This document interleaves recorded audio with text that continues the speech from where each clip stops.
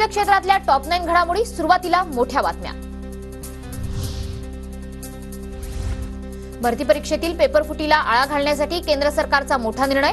देशात पेपरफुटी विरोधातील लोकपरीक्षा कायदा लागू। मध्यरात्री केंद्र सरकारकडून कायद्याची अधिसूचना जारी।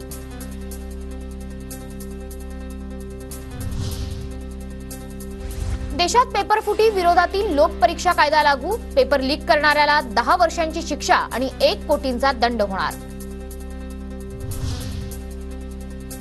डमी उमेदवार परीक्षेला बसलेल्या उमेदवाराला 3 ते 5 वर्षांच्या तुरुंगवासासह 10 लाखांचा दंड होणार। मध्यरात्री केंद्र सरकारकडून कायद्याची अधिसूचना जारी।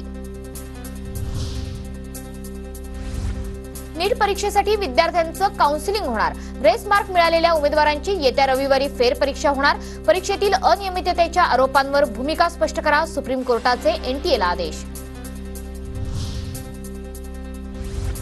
आदित्य ठाकरे आज राज्यपाल रमेश बैस यांची भेट घेणार। परीक्षा घोटाळ्यासंदर्भात भेट घेणार असल्याची माहिती।